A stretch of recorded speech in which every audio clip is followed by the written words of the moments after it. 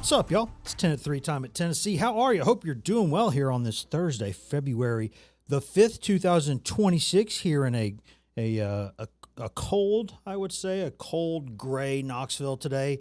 It's feeling a little Midwesternish feeling today. You know, Knoxville's got that. Sometimes, you get that. You feel like you're in the Southeast. Sometimes you feel like you're a little closer to the Midwest, sometimes in the winter especially. And this is just one of those days where it's like, this just feels like it's a Midwestern kind of day is what it feels like. A little cold, little windy. Other than that, though, everything going all right. I hope everything is going well in your world. Hope you've had a good evening. Hope you got more sleep than I did last night. We'll talk about that here in a little bit. It's me and Daniel today. Daniel, what's going on back there, man? Hey there, Wes. Just trying to stay dry and warm lately, really. Basically, yeah. I mean, it was funny because I was just, kind of this morning we were speaking with Josh Elander, Tennessee's baseball coach, and he talked about how when he was an assistant coach, like the weather app was not something he even really thought about because it's like the head coach or whatever tells everybody, here's when we're practicing, we're moving this up, we're doing this, yada, yada, we got to move this up an hour because weather. He's like, now that's probably my number one app. He's like, because you fire up that bad boy every day as the head baseball coach going, all right, what can we do today?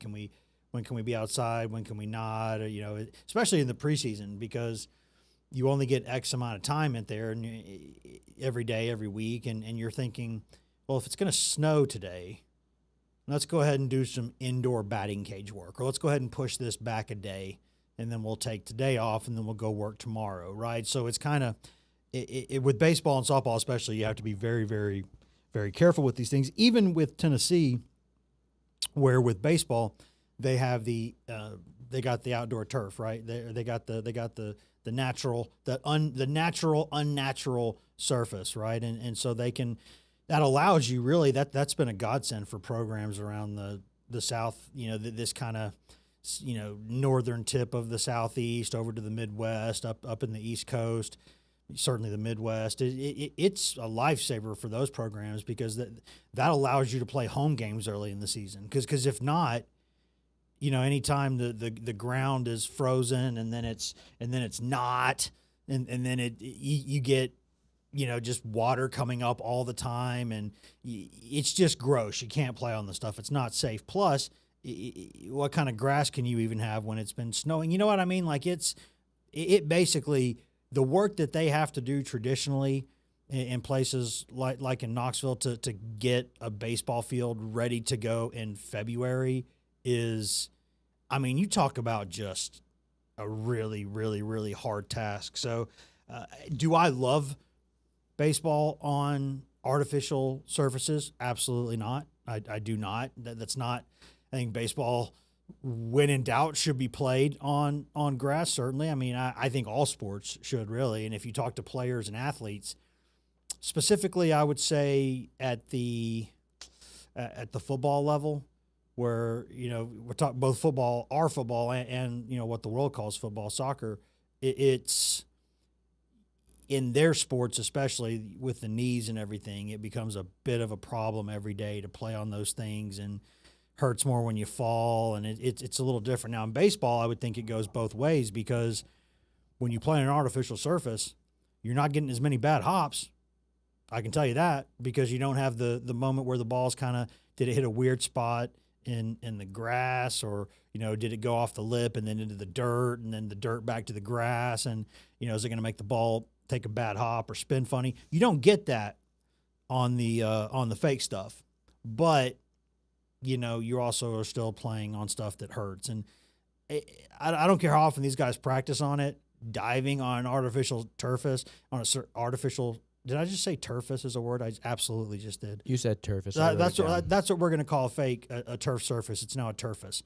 And so if you're on the turfus and you slide, maybe it's just because I'm older now, but it just looks like it hurts.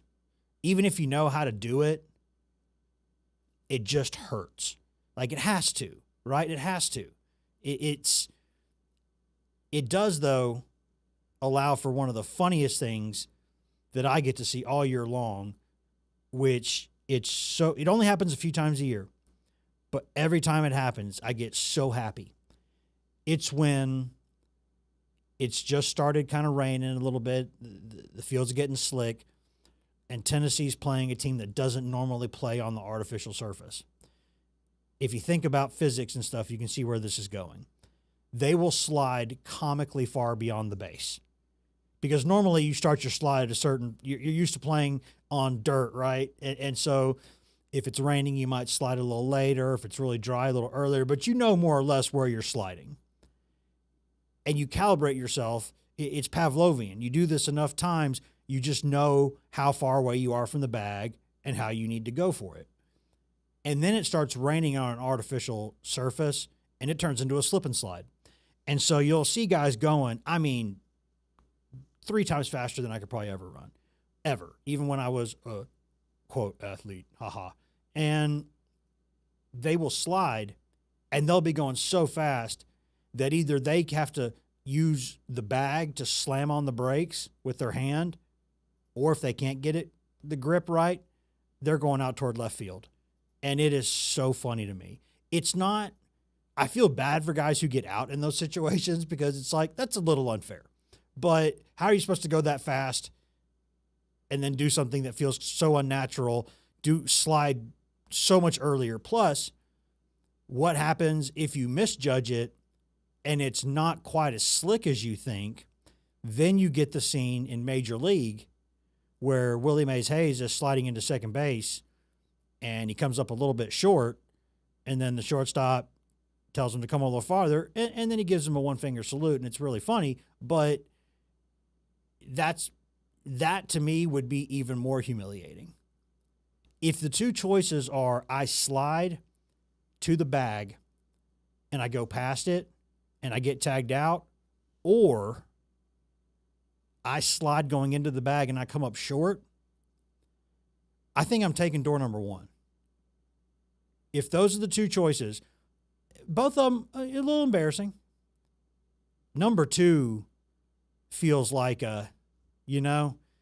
it's like when you're on a golf course and your drive doesn't go, past the junior tee because you hit it so badly that then you're supposed to pull your pants down to your ankles and then take your next shot.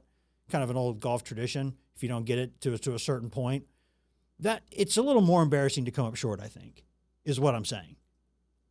If those would be my two choices. So those are things that I think about, and I say this why? Because Tennessee baseball season starts in 8 days. 8 freaking days before Valentine's Day. I love baseball, Daniel. It is, in my opinion, soccer is the only sport in the world that even comes close to me for how much I love baseball, and then basketball is probably 3rd, and then probably football probably 4th. Baseball's number 1 for me, always. And I love it. And I used to play it year-round, come from a family of baseball / softball players. My great-uncle is one of maybe the worst player who's in the Hall of Fame, but he's still in the Hall of Fame.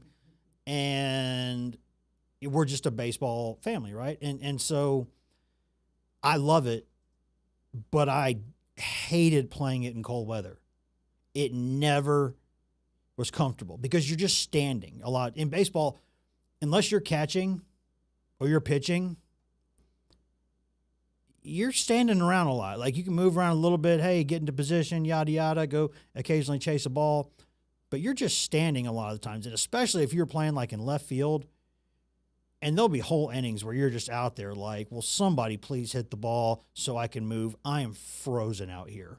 And it does not feel like baseball weather unless it's like the World Series. If it's the World Series and it's November or, late October, it's cold, you're up in the Northeast somewhere, Midwest, fair enough.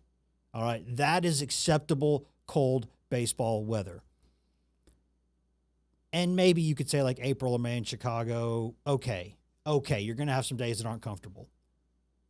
But February baseball, and it's the way the college baseball calendar is structured, because basically the College World Series happens, in June, and it's like a week or so after that, it turns into conference media days for football. That's how the calendar works, basically. So if you were to start the season later, you would have a significant portion of the season where it would be technically in the summer and students wouldn't be there. And so you can't do it that way. So then what do? Do you do what they do like in Germany with soccer? You play part of it in the fall, take a winter break, then get back at it? I don't know, because that seems to throw off the competitive balance of a season. Because if a pitcher or one of your most important players or one of your best hitters gets hurt, and you hate to say this, but if there's, a month left in the season and this is a 2-month injury, that should end the season. In a competitive world, that would end the season. But then, wait, what if there's a 6-week or 2-month break in the season? Is it even the same season at that point? I would say it's not. At that point, it's a new season almost. So that doesn't feel competitively right. There's no way, or you could maybe start a little bit later and cram more games into a more fine. So instead of playing 3 games a week or 4 games a week, you're playing maybe 6 games a week. But if you do that, that's a lot of time that, it's supposed to be about academics. It really isn't, but it's supposed to be. So at that point, you're playing that many, even if you go, okay, home for a week, away for a week, whatever it is. At that point, you're missing a lot of class, even more than you normally do. And so then are you doing online classes? And then is that really the college experience? I would say no. Not in the classic way we think of college anyway. I know we live in a modern world where human beings can go entire months without seeing another human being, let alone coming in contact with one. They're like, ew, will you deliver my food to my porch? I don't even want to see you. Just deliver this food to my porch. And you know what? I'm going to order stuff, and I want you to bring it to me and leave it on my porch, and don't you try to even talk to me. This is the world we live in now. Eventually, we're just going to be glued to screens, not talking to each other. That's how this goes. That's how this ends. That's the end stage of this.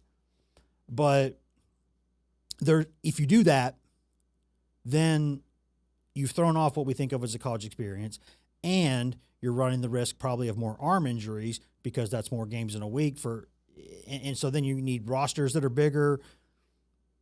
There's no way that I think you do this and it's not bad. I think the way they do it now is probably the least bad, because it's, hey, for the first month of the season, you're not going to be comfortable.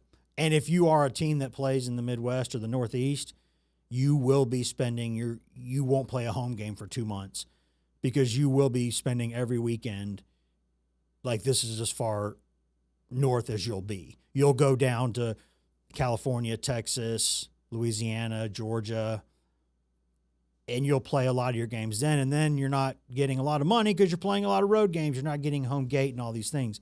So basically, it's a mess. And there are days like this where I think that college baseball is going to be starting in 8 days. 8 days. Where, first off, that's really exciting for me. I love it, but I also, because I'll be in the press box, I'm fine. But I think of the guys who were out there. And, last year at Lindsey Nelson Stadium, they were in the middle of the renovation, right? And so we were they carved out an area down the first base line toward the top of the stands there. So we were outdoors. Now, we couldn't get rained on because there was an overhang. But you were cold and then you were hot, which is fine. It's fine. It's a seat, and I can see the field, which is all I require. I like a source of caffeine provided for media. Some say food, too. That's fine if there's food, whatever. But I need caffeine. I need a place for power to plug in my tablet and my laptop, charge my phone. And I need access to a bathroom and the internet. That's all I need. You give me those things, I'm fine. That's all media should require. Unless you're covering something that you're there for like 10 hours, you're going to need to eat. They need to provide food or a voucher, whatever. And so, or I guess you could bring a sack lunch. But if now we're back in the stadium proper, there's the new press box there. And so I'll be fine. I'll be nice and warm. I even brought my own Keurig over there a couple of years ago. And I was like, guys, we need a Keurig. They were like, we don't have one. This is baseball. It's not in the budget. I was like, okay, well, you know what? If you're not going to do it, I'll bring my own. And so the Keurig at Lindsey Nelson Stadium and the media one is my old one from the house. I'm sorry, what are you saying? What are you saying, just for the audience? You brought your own what? Keurig. The coffee. Keurig? The coffee maker. Keurig. Keurig. Whatever. Is that how you pronounce it? I'm pretty sure that's how you pronounce it. Okay, well, the pod coffee maker. I'm asking because I was confused. Because we had switched over to a new brand that I won't say, but you can do more drip coffees with it, which I just think tastes better. We can grind your own beans. It unlocks the bean a little bit more, I think, when you grind it yourself. I fully believe this. There may be no truth to it, but to me it feels true. So it's my truth that it tastes better. And so, you can get whole bean coffee, grind it up, put it in there yourself, and you don't have to do the loose stuff, and it's less waste. I don't really love single-use plastics. And so basically we had an extra one, and I was like, I'll just bring it. And so that's the one that's at Lindsey Nelson Stadium, is the one that the pod coffee maker, the Keurig, if that's how you say it, I don't know. But I'll be fine. But I feel for the guys out there. I feel for the fans. It's cold, man. It's not fun in that way. It's not fun to just be cold. Some people can't be hot. I can't be cold. I don't like it. But I'll be nice and warm in the press box. I just feel for y'all. And what I'm trying to say is that walking from, like, parking the car out here outside and walking into the studio today, and I got a kind of a notification on my phone about something baseball related or whatever. I was like, this thing starts in 8 days? Like, it's midway through conference basketball season. Life comes at you fast. It really does. Like, this is head on a swivel season. Head on a swivel season, especially when you're, you got about to have 2 kids under the age of 5. You've had plumbing being done at your house all week long. Your kid dropped a grape on the floor last night, so you had to take your dog to the ER to give a shot to throw up and then another shot to stop throwing up. We've had a week, man. Is he okay? He seems to be okay. He's fine this morning. Like I think he chucked it up and onward. Although my son did a magic trick. He's 4 years old, and by dropping a single grape on the floor, he made a $400 grape. I mean, you're talking like, do they even have those in Italy? Do they even have a $400 grape in Tuscany? Do they do this? I don't think they do. I don't think they have a single grape. It's a pretty good magic trick. Worth that much. I don't think they do. It's pretty good. I'm glad he didn't make your dog disappear. It's like, now we see you, Hank, and now we see you in timeout. No more grapes ever. This will be the last grape that you and this dog ever eat. Neither one of you ever is eating another grape in this house. From now on, grapes in this house are going to be like peanuts on an airplane or peanuts at a daycare. Not happening. They're not. We're going to go to a break. We got to come back. We got a lot more to talk about here with the Joey Aguilar situation as the eligibility turns. There's that going on. There's basketball, obviously, to talk about with Tennessee and Kentucky coming up with a big one on Saturday night. I think Emily and I will be there for that. So we got a lot to talk about with that. We got a lot to talk about with other stuff. And if y'all send some stuff in the socials, we'll talk about that too. Whatever you want here in the final 40 minutes of today's 10 at 3. Before that, though, quick break. We'll be right back after Secret Time.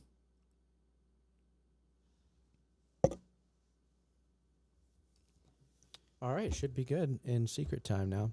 I started a fight with you there. I think we opened. That's fine. I think we opened Secret Time with me hitting my pen on the microphone, so I apologize for that. Yes, sorry to our YouTube viewers. I do see a YouTube. Also, when before we do this, I was recording something in here. Obviously, you were here with Robin. With Robin Woolhoit, the Queen of Knoxville. Yeah. And so I was really thirsty when I walked in, so I took like a big sip of my water here, and I forgot, oh, wait, there's bubbles in this today.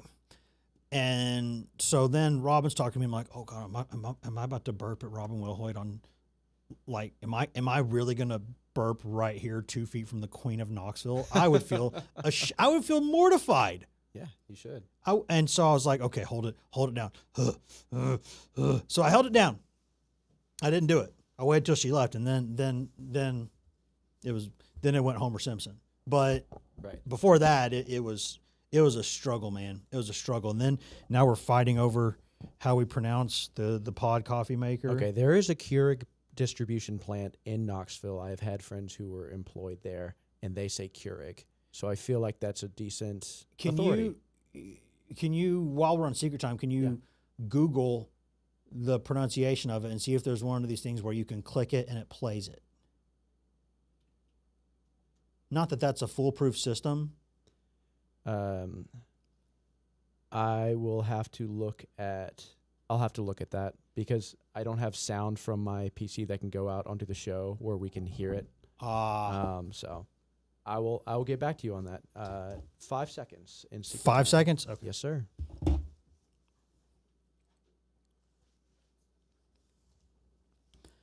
Welcome back to 10 at 3. Wes Rucker coming to you here with Daniel. I'll mispronounce his name intentionally just for fun as we're sitting here talking about how you pronounce the pod coffee maker. It's French. That's fair. It is French. It's pardon my French.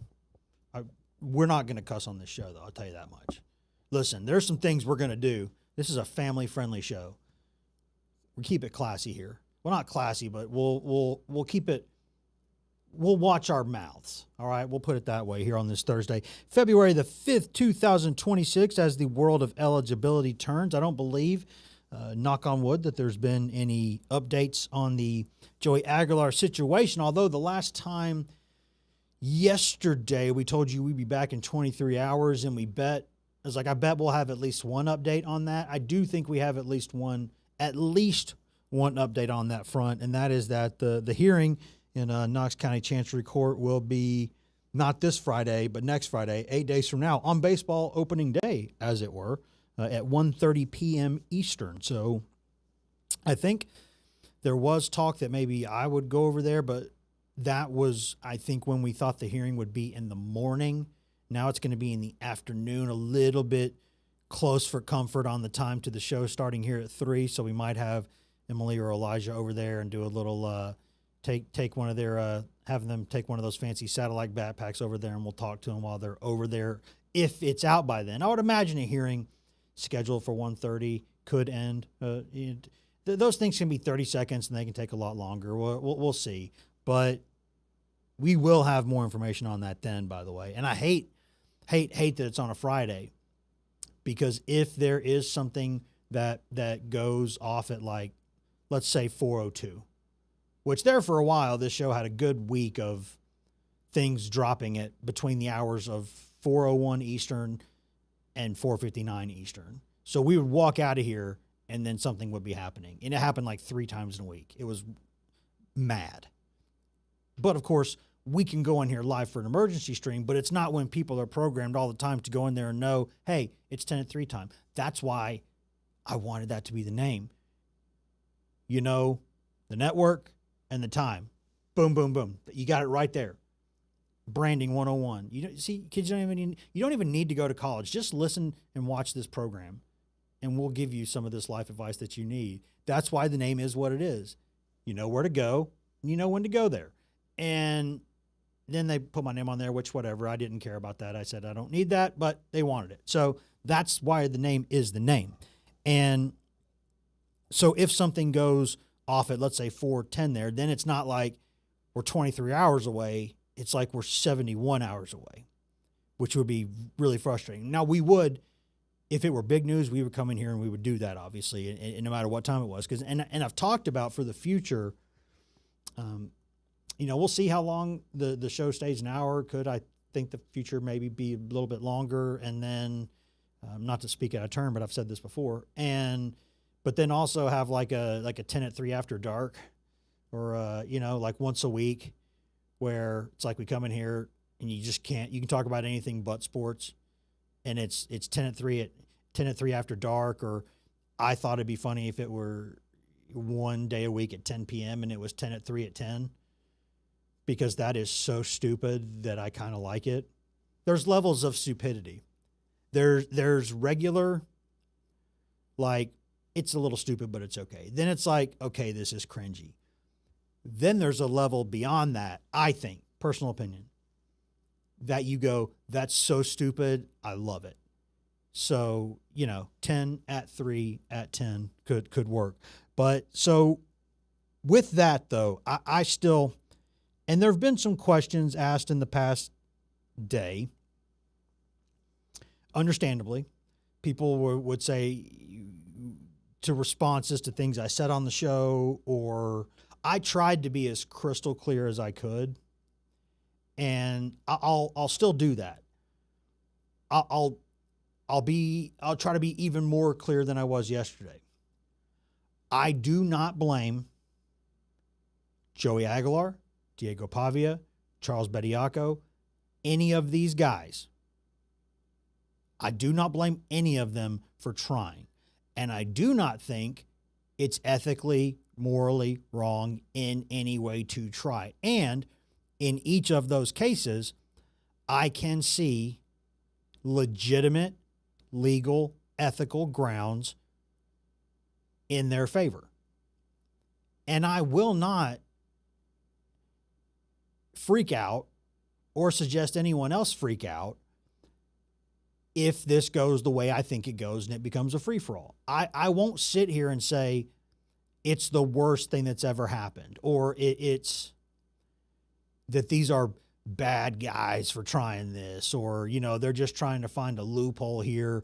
And the one argument that I really, really don't like, and I mentioned this a little bit yesterday, is people say, just go get a job, man. If you're not going to be a pro, just go get a job. My response to that would be, being a Division I, a high-profile Division I athlete these days, that's a job. Not just a job, a very, very well-paying job. A risky job physically, for sure. Mentally stressful as all get out. But you are financially compensated in a huge way. So, yeah, you would tell your own kid to do this. You absolutely would. And I'm not going to call you a bad parent if you don't, but I'd question it. You can go make all this money for 1 year of work, not even that, probably less than a year a little bit, for that much money? Yes, son. Yes, daughter. Go do that. Yes, go do that. But I still think that the argument here, it gets a little sticky when you start discussing what's good for the masses. What is the best thing for the most people? Which, it's not a foolproof way to go. You can't make every single situation, every single law, every single rule, what is the most good for the most people. Because occasionally, something that is ethically or morally right, a lot of people won't necessarily like it, but I'm not saying might makes right there. Might makes right is not the only law of our jungle. It's just not. But generally speaking, I think when you think of what is a republic, what is a democracy, what is the government of the people, by the people, for the people, it is, regardless of which side of this you're on, and I'm not going to tell you which one I'm on because it don't matter right now. What I'm saying is, generally speaking, what is the most good for the most people is at least something that belongs in the discussion every time. Even if you say, yeah, this might be the most good for the most people, but it's not necessarily, listen, there's more to it than that. That's fine. But I think that has to be brought in every discussion. So what you're talking about now would it be unfair to a Diego Pavia, to a Joey Aguilar, to say, listen, you were born a year or two later, you didn't get access to 4 years of NCAA stuff, knowing what was on the table financially at the time, and you're close enough to this age deadline here where, okay, this is close enough. We'll let you go in here and make your money and do this. Is it unfair if you say they can't do that? Maybe, but maybe not. Maybe, maybe not. Then you go on to the other side. You go on to the other side and you say, what does this ruling mean going forward? And judges and lawyers, I would dare say every judge out there and nearly pretty much every lawyer, let's just call that what it is. They know more about the law than I do. And that's the weird thing about being a journalist sometimes is you have to make yourself as close as you can be to an expert, but in so many different things that you're consistently dealing with areas where you're a little familiar, but you're dealing with people who know more. And so you kind of couch things, you make sure that everybody gets a say in this because you're reporting it. And it doesn't mean that you have to defer to them. I mean, if someone tells you that grass is red, you can be like, well, I have eyes. But so you're dealing with things that you know, but you don't know as well as they do. So I'm not saying anything about the law here that I don't think judges and lawyers know. Maybe some other people don't think about it this way, but the people who are making the decisions do. But just to share this forward, when you make a rule or make a law, you can't just think about, okay, does this solve things that went wrong before? You also have to think about what problems could this create? Like if I do this, it might make a situation whole that was not whole beforehand, right? It might resolve a conflict that happened. But what's coming next? If I do this, if I do X, what's Y? If I do A, what's B? And if I do A, what's J? What's L? What's Z? What happens after I do this? What could happen after I do this? You don't have a crystal ball, but you can look at history and say, okay, game theory this, game plan this. This is what happens and you do this. And when you do that, it's hard for me to see any scenario where the end result of JUCO players being eligible, any scenario that I think of in my mind that goes down that path ends with 18 to 21-year-olds not having as many opportunities to play college sports or not having the ability to play college sports at the level they should by rights be playing at. And then you've also got situations where you will have guys who are starting their careers at institutions like at the JUCO level where, again, my mother was a junior college dean for years. I will not besmirch a junior college degree. I won't do it. It's college like anything else is college. But sometimes you're there because you can't get into the place you eventually want to get to. And so you're starting your career academically at a place where, it's not beneath you, but you could be challenging yourself more. And so I don't want this to be a situation where just because you think it's right for now, for a couple more 24-year-olds, 25-year-olds to get a season of college, one more season of college sports, that opens the door, in theory, to a world. I sound like the movie trailer guy, in a world where, but it opens up a situation where you are having a world where now college sports will be dominated by people that age because they're physically a year older, physically more mature, sometimes mentally more mature. And look at what happened in college sports this season. The oldest team out there won the national title. And it did so at a place that going into the season was the losingest program in the history of major college football. So we don't need to sit here and say, well, what could happen? Look at what already did happen. Look at what happened. And if it hadn't been for the quarterback of that team who won the Heisman Trophy, you know who probably would have won it? the quarterback at Vanderbilt who had to sue to change the rules temporarily to be able to still be playing college football. And those were the top two to the top three for the Heisman right there. And I'm not going to sit here and say it's wrong, but it doesn't feel right. Now, I'm not someone who says we're doing this because we've always done it this way. Historically, not a great argument. There's a lot of things that we've always done as people that we shouldn't do, like, go to war, kill each other, hurt each other. We shouldn't be doing that.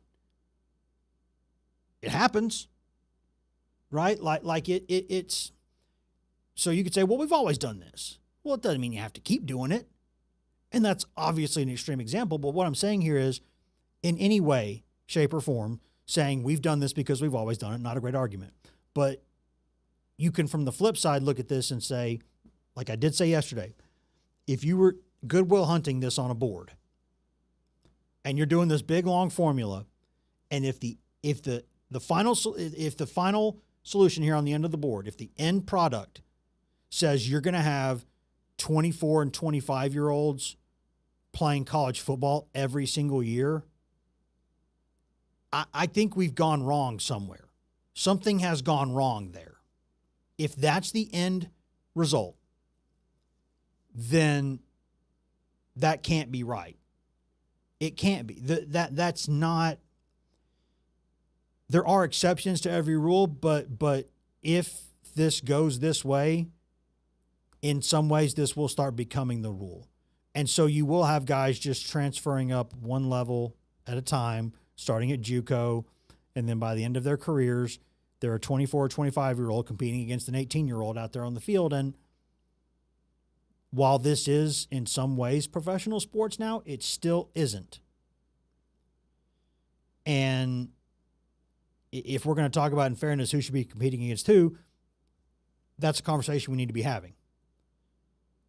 And I think what I'm afraid here is what legally will be the correct thing to do is actually the wrong thing for college football or college sports. That's a concern that I have.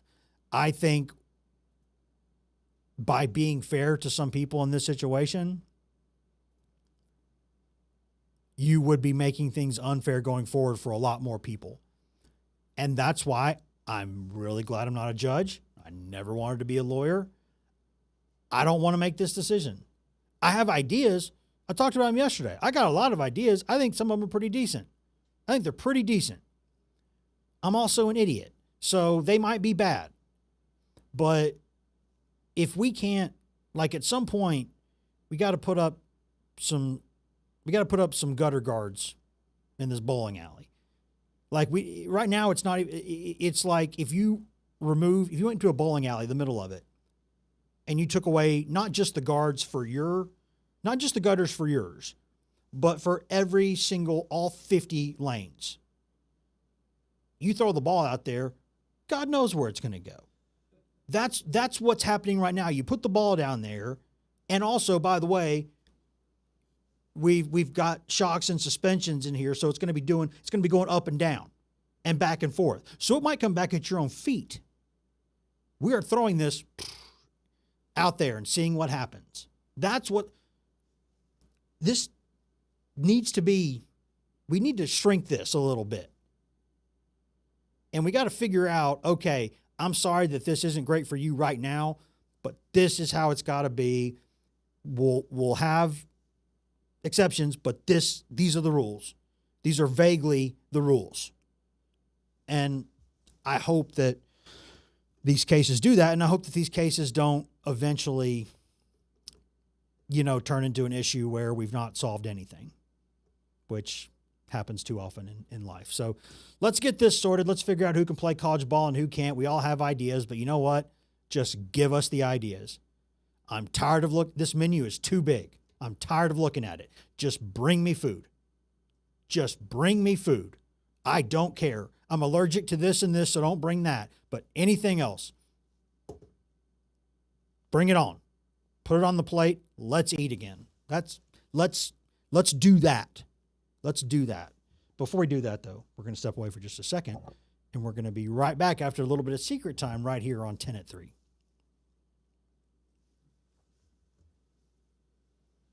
All right, during the secret time, I'm going to hop out of my chair real quick and adjust your tight shot camera. It's a little off here. I think my theory on this is you've learned that I'm pronouncing the name of the coffee correctly, and this gets you out of having to admit that publicly. That's my narrative. No, That's my narrative. Well, we will need to put that narrative to journalistic rigor here, sir, because even though I can't play sound off my The scientific method. I do have a visual ready to show our audience here. I'm going to throw up our PC, and I don't know if you can see it very well, but I'm just going to watch this mouth move. Keurig. Now, the U I question, because that makes it sound like Keurig. Keurig? I say Keurig. Is it Keurig? How were you saying it before? Keurig. Keurig. So we've solved with that KY. It has the Keurig. Anyways. But the KY, is also the abbreviation for Kentucky. And it's pronounced Kentucky. I'm grasping at straws here. I was just going to sit back and let you try to explain that one. It was a loss. It's a lost cause. Now, at this point, my best argument becomes, okay, I'm wrong, but you're wrong too. So my best case, my best argument now is to, okay, my boat, it's sinking. It's got water. It's going down. It's got coffee. It's weighed down with coffee. Someone's blown a hole in it. We're a little bit below the water line. We're going down. I just need to sink your boat too. I need to get a couple cannon shots off. Welcome back to 10 at 3. Wes Rucker here with Daniel today as we are discussing the proper pronunciation of things and having discussions where at this point, like any good toddler, my argument has now devolved from, okay, we've established that I'm wrong. So now I just need you to be wrong too. I need there to be a door number 3 to where we're both wrong. And then, like, if I can't, they say rising tides lift all boats. In this case, my boat is sinking, and I want yours to sink too. I want to get off, I want to get off the final shot, right? Like, I'm going down. But I've still got, a little bit of cannon left. I got a couple cannonballs left. I got a little bit of, I got some chain shot. I got a little bit of stuff that I can throw at you. I need to hit you with everything I've got. And then by the end of it, we're all on the bottom of the ocean. It's not a competition. I know it's not, but I can't listen. You're the host. I follow you. Oh, so by that you mean agree that my pronunciations are correct even if they're wrong. Is that what that means? From 3 to 4 on 10 plus, your pronunciation is correct. The other 23 hours, I'm right. It's correct. It's 10. It's WBR plus, not minus. All right. It's plus, not minus. That's Get right. it. Get it straight. Get it right.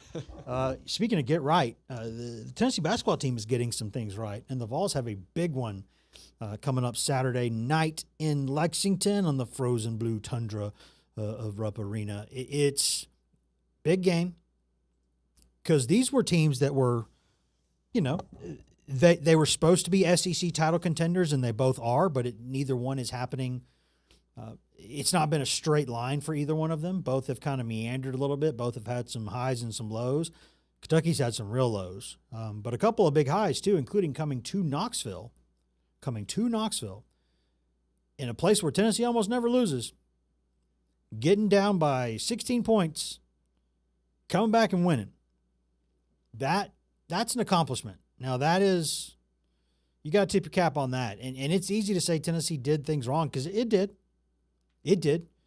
Nobody, you can't lose that big of a lead in that short of time and only give credit to the opponent. Like, you have to own some of that yourself. You've aided that process. And so even though Kentucky's had a penchant for doing this a couple of the times this season, I would argue that probably Tennessee's the best team that's happened against.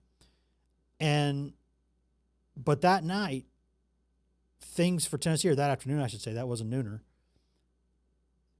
Things have changed a little bit for Tennessee in a good way since then. Had some big wins, had some close wins, had some ones where they had to fight and claw, like against Auburn, against Daniel's Georgia Bulldogs, against A&M. A&M was before that, but certainly Alabama. They've gone and had some nip and tuck near run things, but they've played well, played better.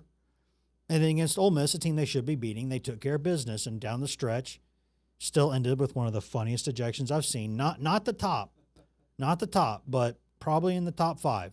The jog back to the team after was the cherry on top there from Ole Miss coach Chris Beard.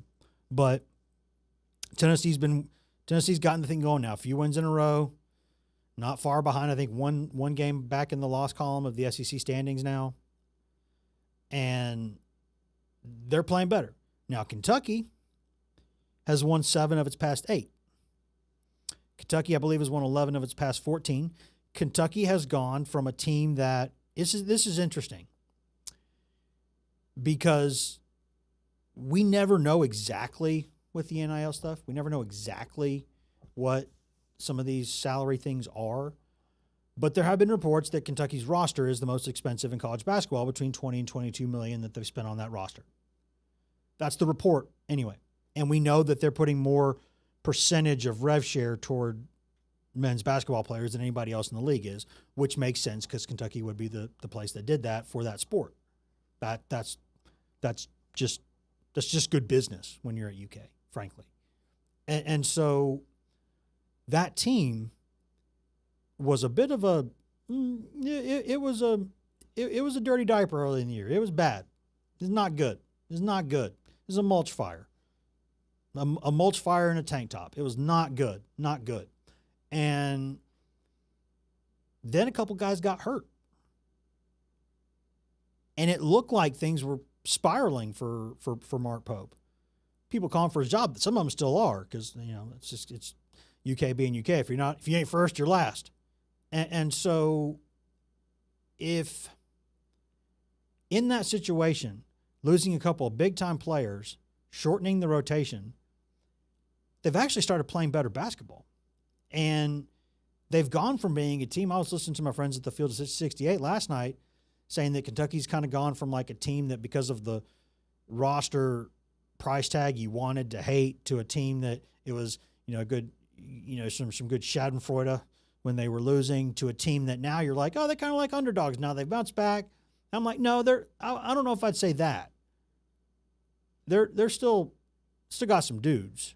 I don't know if that's a Final Four roster, but it's as presently constructed. But it's a good team that could get hot, and it's second weekend team for sure of the tournament, unless there's an upset or something. So, and that team is playing better. That team is getting confident, and that team came to Knoxville and won, which not a lot of people do. Tennessee knows that too. A couple years now in a row, Tennessee's lost at home to UK and to nobody else. And so some frustration there. And Rick Barnes has said, and I think we'll probably have video of this tomorrow for the show, that if Tennessee's not going to play for 40 minutes, he basically said, don't get on the bus. He's like, if you're not ready to go play at least 40 minutes, more if it's overtime, against that team, a loss is so automatic that don't even bother going. Don't bother going. Because you're able to show not just the game where they did it to you, which you ought to remember because it wasn't that long ago. They've done it to others too. And so the motivation that comes with that, I would imagine if you're Tennessee, you're ready to go for this one. You're locked in. You're focused. Now, it's never that simple, because if showing up wanting to win was the only thing it took to win, nobody would ever lose, for the most part, unless you're intentionally trying to lose because you're point shaving or you're committing some sort of a gambling infraction. You owe money to a bookie, so you're throwing it. You're showing up to win.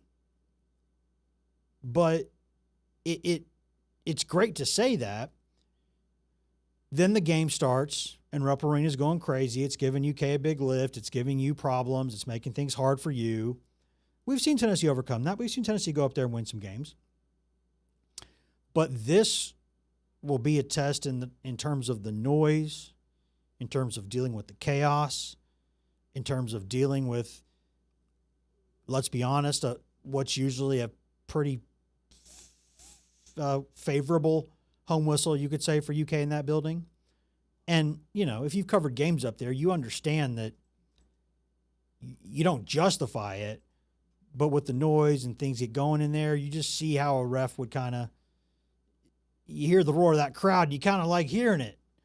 You don't want to get booed either, so, hey, if I'm not sure about that call, yep, that's a foul on the other team. It's not right. It shouldn't happen.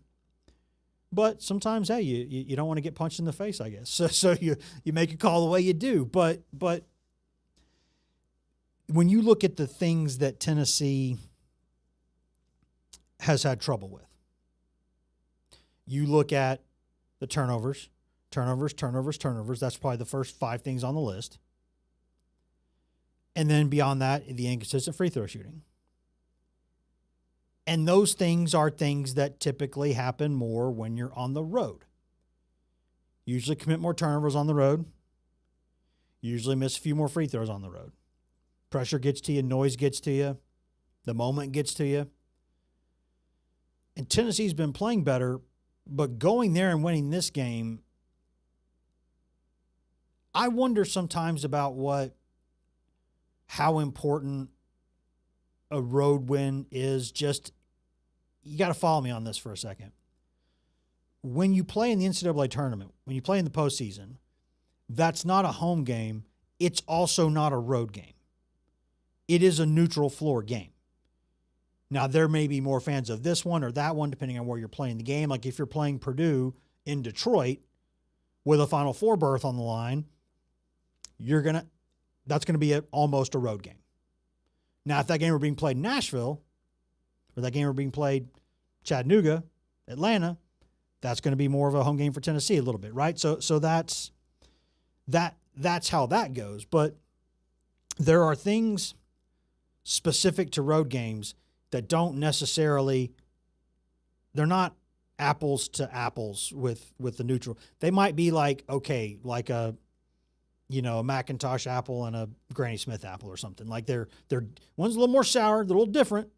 They're both apples. So going to Rupp and thriving in that environment, that's a different kind of thing than on a neutral floor. Both teams are trying to bring their own energy and make their section of the crowd become the louder section of the crowd.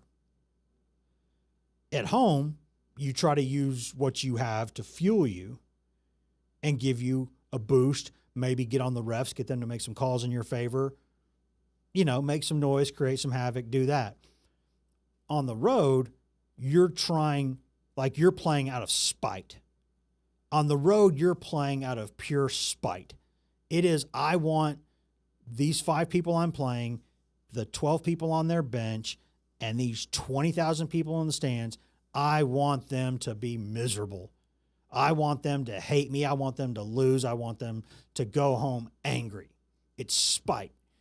And that doesn't necessarily fuel you, say, in the tournament. That's different. So I've seen teams that aren't great in true road games be pretty good on a neutral floor. So it's not, road wins mean more on your resume because they should, because you got to be able to win away from your home. But being able to win away from your home and being able to win in a pure road game are different things. Going to Rupp and doing that, hey, it's not something that no matter how this goes this weekend, I don't think I'm going to say this changes anything about what I think this team would do in the postseason necessarily. We'll talk more about that tomorrow, but I just don't think – I think people make a little bit too much of that argument sometimes. It's – even if you go there and win, okay, you can do that, but challenge is a little different in a neutral situation in the postseason. Now, if you play UK in the postseason, it's almost always a road game because they're going to bring more people than you are because they care more than you. That's their spring break every year. That's what they do. That's their culture. That's what they do. It's why we're one of the best fan bases in sports is UK basketball fans. But it's obviously a big game for Tennessee. We'll talk much more about it tomorrow because there's a lot to preview with that. College softball starts imminently. College baseball starts for Tennessee in 8 days. The Lady Vols got a huge game at South Carolina, too. We're not going to ignore that. There's a lot going on this weekend and a lot going on the next 2 weeks. So 1 hour tomorrow is not enough time to discuss it. But by gosh, we're going to try, and we're going to see who's in here with us. We're going to have a good time. Thank you to Daniel for doing the show. Anytime. I love being here.